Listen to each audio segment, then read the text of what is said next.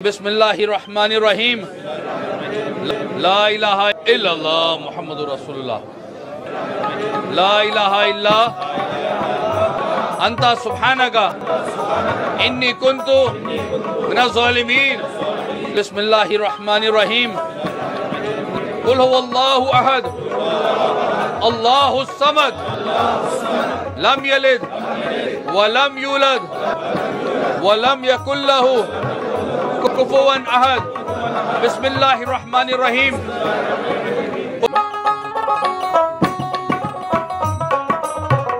আসসালামু আলাইকুম সুপ্রিয় দর্শকবৃন্দ, আজ আমি আপনাদের দেখাবো উপমহাদেশের একজন প্রখ্যাত সুফি সাধক মাহবুবে ইলাহি হযরত নিজামুদ্দিন আউলিয়া রহমাতুল্লাহ আলাইহি সাল্লামের দরগা শরীফ, যার অবস্থান বাংলাদেশ থেকে প্রায় 2000 কিলোমিটার দূরে ভারতের রাজধানী দিল্লিতে। হযরত নিজামুদ্দিন আউলিয়া রহমাতুল্লাহ আলাইহি সাল্লামকে নিয়ে ভারত উপমহাদেশে নানা রকম গল্পগুজব ও কিচ্ছা কাহিনী প্রচলিত আছে। এর মধ্যে 100টি খুন করার পর উনি আউলিয়া হয়েছেন, এই গল্পটি অন্যতম প্রচলিত। কিন্তু সেই ঘটনাটা সত্য নাকি মিথ্যা সেটাই ভিডিওতে আপনাদের বলবো। একই সাথে তার ভক্ত আশেকানেরা তার মাজারে কি কাজ করে সেটা আপনাদের দেখাবো এবং তার বংশের উত্তরসূরিরা তাদের ভূমিকাই বা সেই মাজারে কি সেটাও আপনাদের ভিডিওতে দেখাবো। মাজারটি রাজধানীর কেন্দ্রবিন্দুতে হওয়ায় 10 মিনিটের ভিতরেই আমি মাজারের মূল গেটে এসে পৌঁছে গেলাম। কিন্তু এখানে এসে আমি পুরোই অবাক, কারণ এখানে রয়েছে হাজার হাজার রকমের চাদর, ফুল, রুমাল ও গোলাপ জলের দোকান। সবচেয়ে বেশি অবাক হলাম যখন শুনলাম এসব দোকান থেকে চাদর, রুমাল, ফুল, গোলাপ জল, আতর এসব না কিনলে নাকি মাজারের ভিতরে প্রবেশ করতেই দেবে না।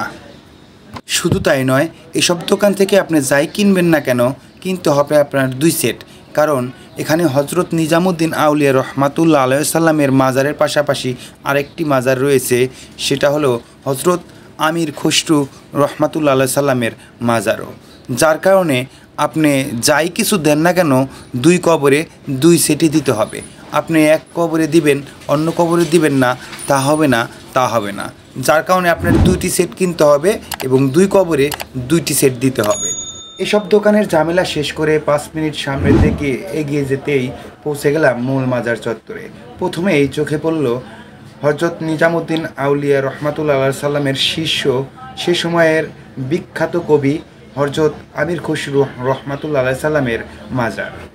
সেখানে দেখলাম সেখানকার ভলান্টিয়াররা এখানে আগত মানুষদের কাছ থেকে সেই রঙিন কাপড়গুলো নিয়ে কবরের উপরে বিছিয়ে দিচ্ছে। এই রঙিন কাপড়গুলো কবরের উপরে বিছিয়ে দেওয়ার কারণে কি তার ফজিলত, কি তার সওয়াব, কতটুকু নেকি হবে, কি গুনাহ হবে সেটা আমি জানি না। অনেককেই দেখলাম সেখানে সেই কবরের কাছে সেজদা করতেছে, মনের বাসনা পূরণের জন্য কবরের সামনে দাঁড়িয়ে অনেকক্ষণ যাবৎ দোয়া করতেছে।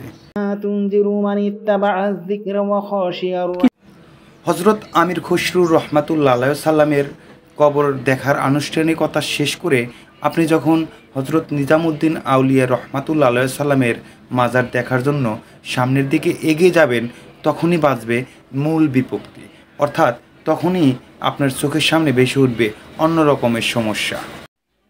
কারণ আপনি যখন সামনের দিকে এগিয়ে যাবেন তখনই বেশ কয়েকজন খাতার কলম নিয়ে আপনার সামনে এসে হাজির হবে। আপনার দেখে মনে হবে হয়তো এটা পরিদর্শক বই হিসাবে সাইন করে রাখতেছে, আসলে সেটা নয়। এটার কারণ, খাতা কলম নিয়ে আসার কারণটা হচ্ছে আপনি নিজামুদ্দিন আউলিয়া রহমাতুল্লাহ আলাইহি সাল্লামের মাজারে কত টাকা দিচ্ছেন, এই মসজিদে কত টাকা দিচ্ছেন এবং কোন মাজারে কত টাকা দিচ্ছেন সেটা লিখে রাখার জন্য এই খাতাটা এনে উপস্থিত করেছে আপনার সামনে। আপনি যদি টাকা না দিতে চান হয়তো দিবেন না, কিন্তু আপনি যদি টাকা না দেন তাহলে এখানকার ভলান্টিয়ার আপনার সাথে এমন ব্যবহার করবে যে আপনি টাকা না দিয়ে তখন আর কোনো উপায়ই থাকবে না, যার কারণে বাধ্য হয়ে আপনি যাই দেন না কেন দিতে হবে। শুধু তাই নয়, আপনি ওখানকার ভেজাল শেষ করে যখন একটু সামনের দিকে এগিয়ে যাবেন, অর্থাৎ নিজামুদ্দিন আউলিয়া রহমাতুল্লাহ আলাইহি সাল্লামের মাজারের কাছাকাছি যখন যাবেন, অন্য একজন আবার খাতা নিয়ে এসে সামনে দাঁড়িয়ে বলবে এখানেও টাকা দিতে হবে। কেন?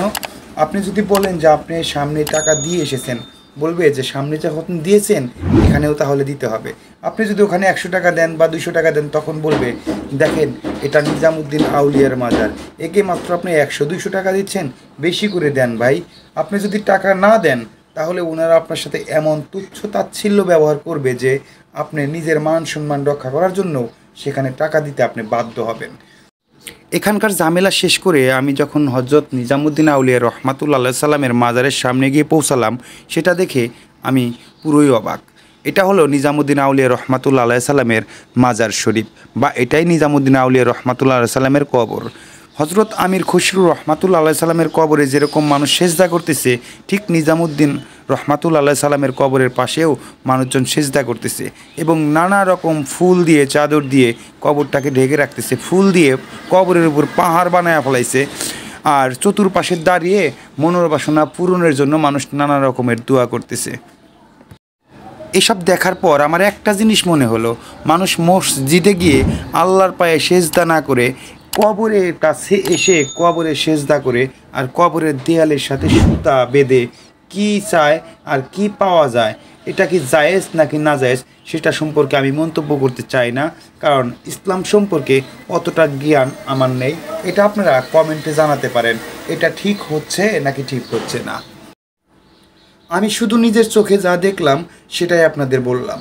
হজরত নিজামুদ্দিন আউলিয়া রহমাতুল্লাহ সাল্লামের মাজারটা দেখার মতো সুন্দর, কারণ এই মাজারের চতুর্পাশে যেদিকেই তাকাবেন মনে হবে যে মাজারটা মনে হয় স্বর্ণ দিয়ে মুড়ানো, কারণ প্রত্যেকটা দেয়াল এত সুন্দর কারুকার্য করা এবং সোনালী কালারের রং করা বা সোনালী কালারের কাজ দিয়ে কাজ করা, মনে হবে স্বর্ণ দিয়ে এই মাজারটা তৈরি করা হয়েছে। মূল মাজার থেকে বেরিয়ে একটু বাম সাইডে এগিয়ে গেলেই দেখতে পাবেন এখানে অসংখ্য মানুষ একত্রিত হয়ে ডোল তবলা বাজিয়ে কাওয়ালি গান গাইতেছে এবং অসংখ্য মানুষ সেই গানের তালে তালে সুর মিলাচ্ছে।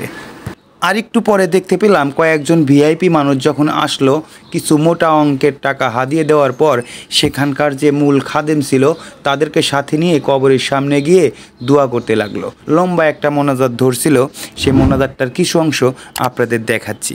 আমার এই ভিডিওটি যদি আপনাদের ভালো লেগে থাকে তাহলে অবশ্যই আমার এই চ্যানেলটিকে লাইক, কমেন্ট, শেয়ার করবেন এবং সাবস্ক্রাইব করে রাখবেন। ভালো থাকেন সবাই, আসসালামু আলাইকুম। অবশ্যই আমার চ্যানেলটিকে লাইক, কমেন্ট, শেয়ার করবেন এবং সাবস্ক্রাইব করে রাখবেন। আল্লাহ হাফেজ। রহমানির রহিম, লা ইলাহা ইল্লা আনতা সুবহানাকা ইন্নী কুনতু মিনাজ জালিমিন। পড়িয়ে বিসমিল্লাহির রহমানির রহিম। আলহামদুলিল্লাহ रब्बिल आलमीन, आमीन आमीन आमीन। या रब्बल आलमीन तू गफूर रहीम करीम कहार जब्बार सत्तार वाहिद अहद, या काजी अल हाजात, या हल अल मुश्किलात, या हल अल मुश्किलात, या दाफिल बलैयात, या शाफिल अमराज, या अरहमर राहिमीन। या रब्बल आलमीन गरीबों, यतीमों की, मिस्कीनों की मदद करना अपनी बारगाह में कबूल फरमा। तमाम हुजूर के खुलफाए राशिदीन सहाबा इकराम कबूल फरमाएं, ताबदर्जा अपनी बारगाह में कबूल फरमाएं और हमारे हक में दुआएं फरमाएं। तमाम शुहदाए इस्लाम कबूल फरमाएं, तमाम का मरातिब आलम बरज़ख में बुलंद बाला फरमा। या खास तौर पे हुजूर महबूब इलाही सुल्तानुल मशाइख सुल्तान, या हुजूर महबूब इलाही हमारे हकीर फ़कीर बंदे नाचीज़